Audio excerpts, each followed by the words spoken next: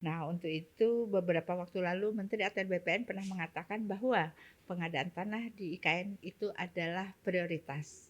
Nah, Mbak Dirjen dalam hal ini adalah Dirjen Pengadaan Tanah. Apa perannya Mbak Dirjen dalam pengadaan tanah di lokasi IKN ini?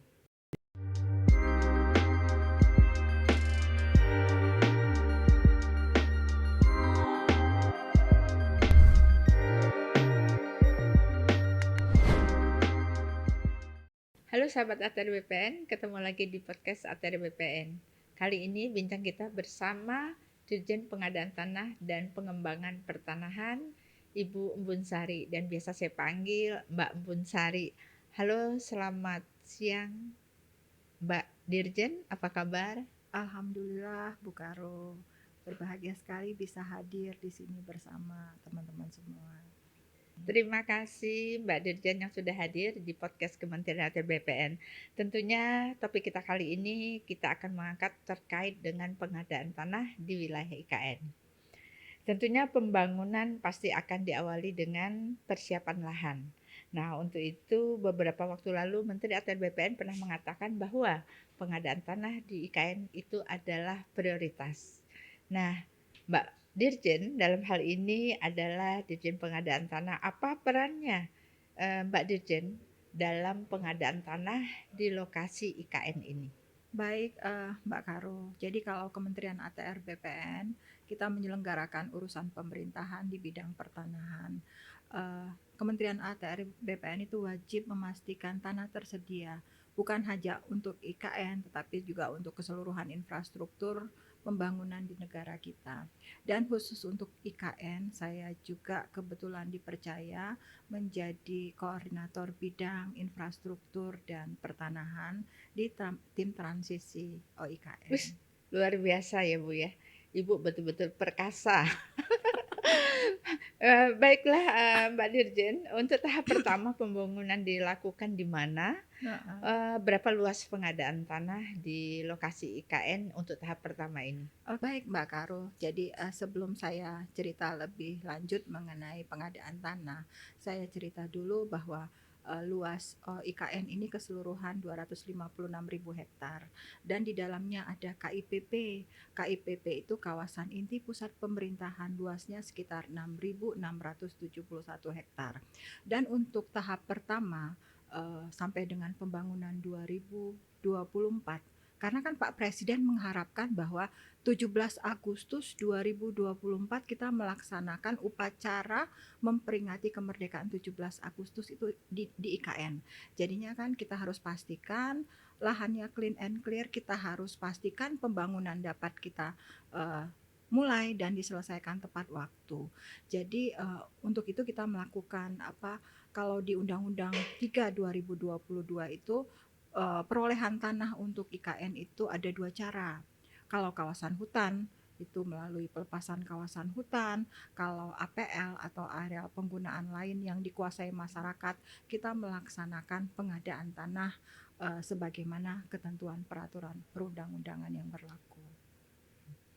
Baik, sebetulnya tadi pertanyaan lanjutannya, setelah itu ada tahap pertama dilakukan di mana, berapa luas pengadaan, tentunya berapa anggaran yang harus dipersiapkan untuk pengadaan tanah di tahap pertama ini? Oke, jadi gini, tahap pertama yang akan dibangun itu di KIPP antara lain ada istana negara, kemudian ada perkantoran menteri, Menko, kemudian ada juga rumah ASN, non ASN, juga kan pasti untuk infrastruktur dibutuhkan jalan, jalan lingkar, jalan tol, dan untuk air minum ada IPAL, kemudian juga ada masjid negara dan banyak infrastruktur lain, itu ada sekitar 60 titik yang akan dibangun utamanya di KIPP. Luas lahan yang dibutuhkan itu sekitar 3.500 hektar, diantaranya ada kurang lebih 1.000 hektar itu kawasan hutan, sisanya itu areal penggunaan lain atau lahan yang dikuasai masyarakat, dan kurang lebih itu dibutuhkan anggaran untuk ganti kerugian sekitar 14 sampai dengan 15 triliun sampai dengan terbangun di 2024 itu hanya untuk ganti kerugian lahan saja. Tadi Mbak Dirjen mengatakan bahwa pengadaan tanah tahap pertama ini kurang lebih 3.500 hektar. Iya, Nah, dari 3.500 hektar itu 1.000 adalah kawasan hutan. iya, Berarti ada APL-nya sekitar 2.500. iya. Nah, APL 2.500 itu apakah maksud kami terdiri dari apa saja? Apakah masyarakat di dalamnya, apakah ada apa tuh namanya perusahaan-perusahaan lain, atau mungkin adakah di 2.500 ini masyarakat adat di dalamnya? Jadi kalau data awal, jadi di dokumen perencanaan pengadaan tanah itu sudah kurang lebih status pemiliknya siapa kita sudah punya gambaran. Dan saat ini juga kita juga sudah melakukan pendataan ya. Sebenarnya kalau khusus di lokasi KIPP itu sudah by name by address, siapa yang ada menguasai di mana dan berapa luas. Jadi rata-rata memang masyarakat yang menguasai. Dan kalau kita beberapa kali sosialisasi, intinya masyarakat di sana itu sangat antusias dengan IKN ini ya, dengan ibu kota negara. Bayangkan aja, itu dari katakanlah sebelumnya kan hutan ya, dekat hutan, lahan itu lahan desa, lahan pertanian, dan kemudian menjadi kota, kan ibu kota negara IKN, ibu kota Nusantara sih sebenarnya namanya. Jadi saya pikir banyak masyarakat yang sangat antusias dengan IKN ini. Tadi Mbak Dede mengatakan bahwa masyarakat sangat antusias. Jadi poin pentingnya adalah masyarakat sangat mendukung terkait dengan pembangunan di IKN ini. Jadi selama ini isu-isu yang di luar itu berarti nggak benar ya, Mbak Dirjen ya? Kalau dibilang ada benarnya, bisa jadi. Klaim-klaim itu sebenarnya banyak yang terjadi masyarakat adat ya, masyarakat adat yang mengklaim penguasaan di dalam kawasan hutan. Kalau itu kan memang kewenangannya ada di kementerian yang terkait ya. Kalau masyarakat yang ada di APL, saya pikir tidak ada masalah karena kan ganti kerugiannya itu jelas. Apalagi bahkan Pak Presiden kita sendiri berulang kali bilang bukan ganti kerugian tetapi ganti untung. Karena kan dalam pengadaan tanah itu mereka diganti rugi itu dengan harga pasar. Kalau istilah kita itu nilai perkiraan wajar atau NPW. Jadi saya yakin kalau pengadaan tanah pada umumnya tidak ada masalah, terutama di IKN. Gini aja Mbak Yuli, Bu Karo, saya contohkan saja untuk bendung Sepaku semua yang ada di sana. Sebelum ada kegiatan rencana bendung Sepaku Semoy, itu NJOP itu 2.000 per meter. 2.000 per meter. Begitu kita melaksanakan pengadaan tanah di bendung Sepaku Semoy itu nilai NPW tadi, nilai ganti kerugian tadi berkisar 35.000 sampai dengan 77.000 per meter. Itu tanah saja berapa kali lipat ya? Itu. Luar biasa kan? Luar biasa. Itu mendadak banyak yang jadi orang kaya, banyak yang jadi miliuner dengan itu. Itu baru bendung Sepaku semua yang belum masuk IKN. Kalau sekarang IKN, sekarang aja kemarin kita sudah lihat harganya berkisar 650.000 sampai dengan 1 juta per meter. Per meternya. Padahal rata-rata mempunyai luas berapa ya? Ya beragam sih, tapi itu di atas 5.000 sampai dengan 2 hektar. Luasnya Karena biasa, ya? sebagian besar itu lahan pertanian. Lahan pertanian di Penajam Pasir Utara itu sebagian besar lahan pertanian. Akan tetapi memang kalau sudah mengarah ke Balikpapan ya sudah lebih masif ya penggunaannya. Baik, berarti yang kita tangkap di sini adalah bahwa masyarakat senang, masyarakat mendukung, di mana ganti rugi ini adalah ganti untung ya. Jadi pengadaan tanah ini memberikan harga yang cukup baik lah untuk, penggantian dari, negara. Nah, dalam pelaksanaan sosialisasi kemarin, apakah 100% masyarakatnya itu tidak ada yang protes, 100% menerima ganti rugi dalam bentuk uang? Apakah ada masyarakat yang, mungkin tidak mau dipindahkan atau masyarakatnya ingin dipindahkan dengan, di lahan yang lain yang, harus disiapkan oleh, pemerintah, Mhm. seperti apa? Oke, Bu Karo. Jadi, kalau kita bilang 100% setuju ya rasanya hampir tidak mungkin ya. Mmm, Makanya kan Undang-Undang 2 2012 itu kan untuk mengantisipasi. mhm, Mengantisipasi bahwa memang ada, beberapa pihak yang tidak setuju. Jadinya kan masyarakat kita ini mohon maaf lah kalau saya sedikit, nyeleneh dan bercanda. Jadi kalau sudah dapat, 500 sudah harga pengennya bagus pengennya 1.000. Kalau mhm, dikasih 1.000 kenapa enggak sejuta iya, sekalian? Jadinya kan memang, ada satu 2 masyarakat kita yang, mohon mohon maaf mmm, kalau bahasa saya agak kasar kurang-kurangan. mmm, Eee, tapi kembali lagi kalau di pengadaan tanah itu kan bentuk ganti kerugian itu bisa uang, bisa tanah pengganti, bisa juga, relokasi dibangunkan kembali rumah atau juga bisa bentuk lain yang mhm, disepakati. Dalam hal ini juga kita bisa mengantisipasi. Misalnya warga tetap ingin relokasi atau mhm, dapat, tanah pengganti, itu kita kita coba akan siapkan tanah mhm, pengganti, kita carikan lokasi yang nggak jauh-jauh dari IKN, misalnya ingin tetap menjadi warganya IKN. Jadi bisa, makanya, kembali lagi, yang terpenting adalah yang terpokok adalah bagaimana kita sosialisasi. Kalau di pengadaan tanah itu nanti ada konsultasi publik ya, yang kita kenal konsultasi publik dan itu kita akan menyampaikan tujuan daripada pengadaan tanah ini ke masyarakat dan lokasi-lokasi mana yang akan terkena ya. nantinya. Ternyata sudah banyak yang dilakukan di lapangan ya, Mbak Mhm, Dirjen. Nah, kira-kira, pada saat, pelaksanaan di lapangan dalam proses pengadaan tanah ini, mhm. apa kendala-kendala yang dihadapi, oleh tim, pengadaan tanah? Ya, yang pertama adalah yang kami lakukan adalah menyatukan persepsi ya. Karena, ini hal yang baru, bukan hanya untuk masyarakat, tetapi juga kita selaku pelaksana. Dan dalam pengadaan tanah itu kan banyak yang terkait. Mhm, Yang utama di sini adalah, pertama harus dipastikan dulu rencana induknya bagaimana, rincian rencana induknya di mana.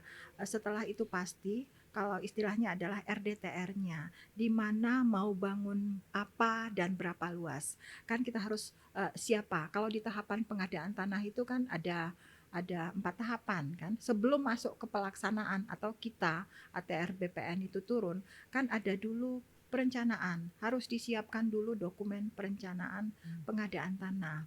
Dan kalau berdasarkan undang-undang, dokumen ini harus disiapkan oleh Pemrakarsa.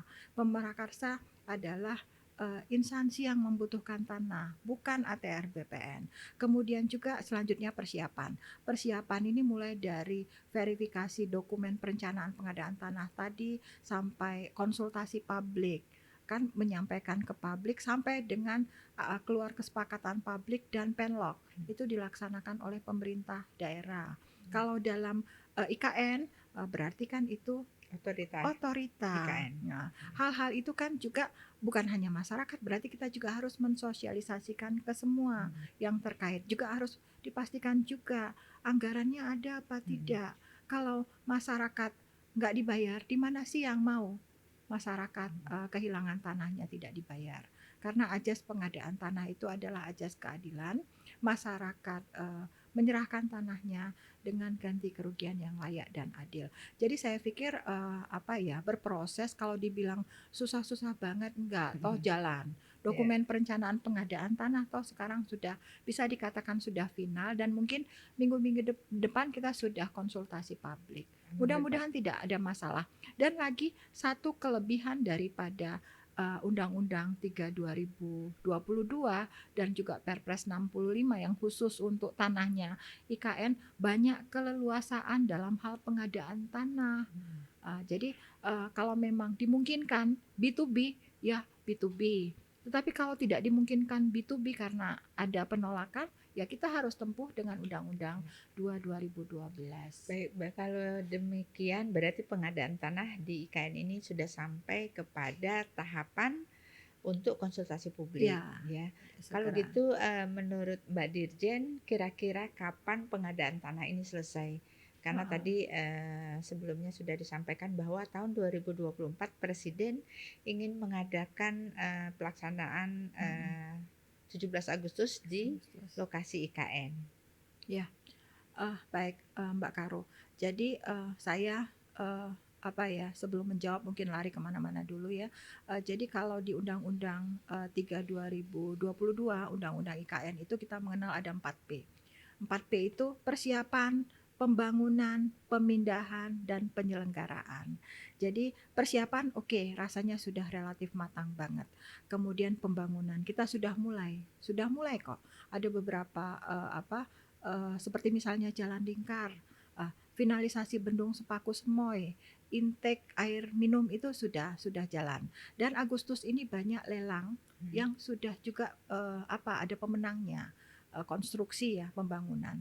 Jadi karena utamanya pertama adalah saya belum cerita kalau KIPP itu sekitar 87% adalah kawasan hutan. Itu yang disebut dengan relatif clean and clear, tinggal menunggu pelepasan. Dan sebenarnya sebelum pelepasan juga kalau konstruksi berjalan, ya boleh-boleh saja dengan izin daripada kementerian terkait ya. Karena kan sudah banyak nih lelang yang selesai, berarti kan harus jalan pembangunannya. Sambil paralel kita menyiapkan pengadaan tanah, karena itu hanya di sebelah selatan ya, yang APL di sebelah timur laut ya, di sebelah timur laut yang terkena pembangunan infrastruktur yang di APL. Jadi kalau yang di APL dan di KIPP itu relatif saya pikir tidak ada masalah, karena walaupun konsultasi publik ini akan mungkin insya Allah minggu depan kita laksanakan, tetapi kita sudah punya sebenarnya data inventnya by name by address yang tadi saya sebutkan. Jadi begitu sudah konsultasi publik, sudah kesepakatan publik, saya berharap itu tidak lama, tidak membutuhkan waktu lama. Kemudian penlok, begitu penlok jadi kalau di undang-undang untuk iden invent itu 30 hari, tetapi kan kalau lihat jumlah bidangnya ada dan data kita sudah relatif lengkap, itu tidak memakan 30 hari harusnya. Dan appraisal setelah itu. Dan juga saya pikir kami di OIKN itu sudah melakukan MOU juga dengan MAPI. MAPI ini Masyarakat Asosiasi Penilai Indonesia, yang kita kan nilai itu ditetapkan oleh penilai ya, jasa penilai, asosiasinya MAPI. Kita sudah koordinasi intens. Jadi saya pikir insya Allah semuanya dapat berjalan dengan segera, dan sebelum akhir tahun diharapkan sudah beres. Sudah selesai. Berarti dari penjelasan tadi bahwa pelaksanaan pengadaan tanah di IKN sampai saat ini berjalan sesuai dengan time schedule-nya ya. Nah, sudah itu sampai saat ini juga belum ada pengadaan tanah yang kita bayar karena baru batas inventarisasi, dan mungkin minggu depan baru masuk ke konsultasi publik, baru nanti ada penilaian dan tahapan-tahapan selanjutnya. Nah, paling cepat kira-kira kapan pelaksanaan pembayaran? Gini Mbak Yuli, tadi saya juga menjelaskan bahwa ada pengadaan tanah yang dengan tahapan, ada pengadaan tanah B2B, B2B. Jadi misalnya jalan lingkar yang dibuat itu ya, jalan lingkar yang dibuat itu kan dari dalam kawasan hutan. Jadi kalau nemu lahan masyarakat, kecil-kecil kan, namanya jalan lingkar kan, kalau masuk ke APL nemu lahan masyarakat, itu kita ukur, kita appraisal, langsung dibayarkan. Jadi ada juga yang sudah B2B, tetapi yang besarnya nanti baru dengan tahapan. Jadi pengadaan tanah tidak menghambat pembangunan infrastruktur. Di Ya, beberapa tempat ada yang sudah selesai dengan B2B, karena sebelumnya juga kan ada yang sudah selesai juga yang Bendung Sepaku hmm, Semoy, itu ya. juga kan di lokasi Berarti sana. kalau demikian pengadaan tanah ini sebetulnya sudah berjalan ya, Ada Mbak yang Dirjen? sudah Nah, berjalan. terkait dengan pengadaan tanah yang sekarang, infrastruktur yang sekarang sudah terbangun, seperti bendungan Heeh, dan jalan, apa yang sudah dilakukan oleh kita? Nah, tadi disampaikan bahwa pengadaan tanah ini melalui tahapan dan ada juga melalui B2B. B2B. Nah, apa bedanya sih pengadaan melalui tahapan dan B2B? Nah, Oke. untuk pengadaan melalui tahapan ini dilakukan oleh Instansi yang kita membutuhkan yang membutuhkan tanah. tanah kan. Nah, Heeh. untuk B2B ini apakah pengadaan tanah juga melalui kementerian Oke. kita ATR Nah, BPN atau melalui Kementerian PUPR? jadi begini Mbak Yuli, kan saya tadi sudah menyebutkan ada pengadaan tanah yang B2B. Kenapa? B2B itu artinya pengadaan tanah langsung ya. Pengadaan tanah langsung, instansi yang membutuhkan tanah itu langsung membayar ke masyarakat. Apa tugas ATR BPN di sana? Yang pertama adalah kan luasan itu harus pasti ya. Iya. Luas dan status tanahnya itu harus jelas pasti karena negara membayar. Walaupun ya langsung dibayar Mm-mm. oleh PUPR, berarti harus dipastikan dulu ke Ngukurnya kita. tetap BPN. Ngukur kita. Nanti dari kantor pertanahan itu kan selalu itu Mm-mm. kami apa ya, komunikasi intens. Nemu nih lahan APL gitu kan, ada Mm-mm. masyarakat. Nanti dari kantor pertanahan kita minta untuk turun, Mm-mm. mengukur, memastikan status tanahnya. Mm-mm. Kemudian nanti dari instansi itu akan meminta appraisal untuk menilai. Setelah dapat nilainya berapa besar ganti kerugian, dibayar. Oh, berarti Heeh. pengadaan tanah B2B itu sama dengan pengadaan tanah Pembelian berskala kecil. kecil, Oh, iya. yang dapat dilakukan Heeh. langsung oleh Langsung yang oleh memenuhi instansi yang membutuhkan membutuhkan tanah. tanah. Oke, Heeh. baik. Di dalam pengadaan tanah ini, Mbak Mhm. Dirjen tentunya apakah sudah menganut apa menggunakan undang-undang Cipta Kerja. Cipta Kerja? Oke, baik, baik Bu Karo. Jadi Undang-Undang Cipta Kerja atau Undang-Undang 11 tahun 2020. Jadi kan kalau pengadaan tanah sebelum Undang-Undang Cipta Kerja itu kan kita banyak juga menghadapi katakanlah bottlenecking, masalah yang berlarut-larut sehingga pengadaan tanah itu lamban. Tanah lamban sehingga menyebabkan pembangunan tertunda karena pembangunan kan kembali lagi butuh tanah. Jadi banyak permasalahan-permasalahan di pengadaan tanah yang sudah dicoba dicarikan solusinya dan dituangkan dalam Undang-Undang Cipta Kerja. Jadi ada kurang lebih 12 ketentuan lah yang dirubah Undang-Undang 2 2012 itu dalam Undang-Undang Cipta Kerja. Jadi ada yang dihapus, ada yang diubah dan ada yang diatur kembali 12 ketentuan itu. Dan anak daripada Undang-Undang Cipta Kerja merubah Undang-Undang 2 2012 itu sudah keluar PP 19 tahun 2021 dan sejak berlakunya PP 19 tahun 2021 seluruh pengadaan tanah itu sudah menggunakan PP 19 tahun 2021 revisi Undang-Undang 2 2012 di Undang-Undang Cipta Kerja. Jadi bukan hanya di IKN saja, jadi seluruh pengadaan tanah sudah Menggunakan menggunakan, sudah menerapkan ketentuan yang baru. ketentuan iya. Ini Mbak Dirjen satu lagi pertanyaan terakhir. Mhm, Saya melihat bahwa di pengadaan tanah IKN ini mhm. ada peraturan presiden nomor 65 tahun 2022. Iya, Sebetulnya ini peraturan, tentang apa ya, iya.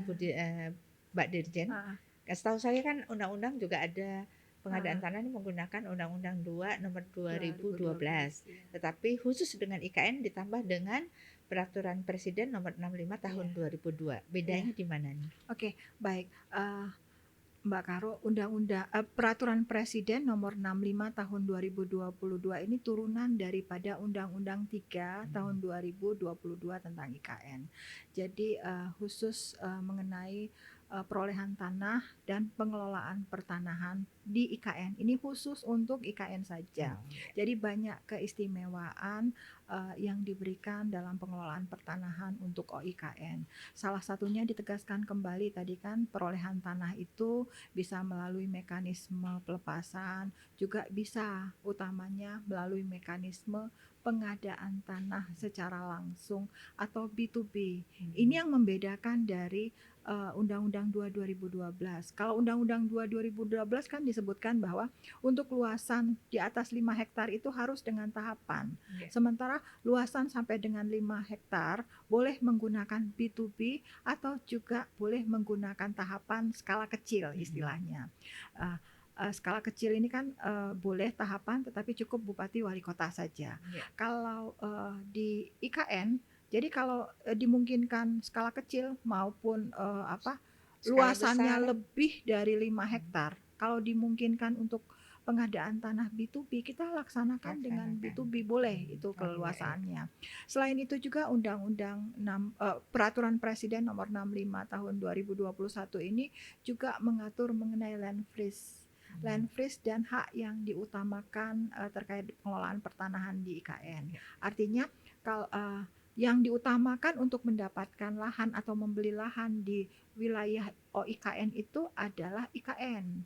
IKN. Jadi kalau ada masyarakat ingin menjual tanahnya, harus tanya dulu ke IKN, apakah tanah ini dibutuhkan oleh IKN. Kalau ternyata IKN tidak butuh tanah itu, akan dikeluarkan izin yang bersangkutan boleh menjual ke pihak lain.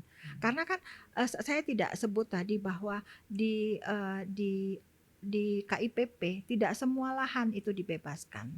Jadi kalau tidak dibutuhkan untuk infrastruktur IKN, masyarakat tetap ada di sana. Masyarakat boleh tetap memiliki tanahnya, menjadi warga IKN. Tetapi kembali lagi karena IKN ini diharapkan nanti menjadi forest city yang berkelas dunia. Jadinya kan harus tertata. Sudah ada rincian rencana induk sesuai dengan Perpres 63 tahun 2021 dan ini harus dipenuhi. Jadi masyarakat kepemilikan tanah di sana itu harus direvitalisasi. Nanti teman-teman dari konsolidasi tanah akan turun. Jadi ditata. Jadi bukan dipindahkan tetapi ditata agar sesuai dengan RDTR-nya OIKN. Baik Mbak Dirjen, terima kasih banyak sekali yang sudah disampaikan terkait dengan pelaksanaan pengadaan tanah di lokasi IKN Penajam Pasir Utara, Kalimantan Timur. Baik sahabat ATR BPN, tentunya sudah banyak yang kita saksikan tadi bersama Mbak Dirjen Pengadaan Tanah dan Pengembangan Pertanahan, Mbak Bun Sari. Sampai ketemu lagi di podcast berikutnya. Salam.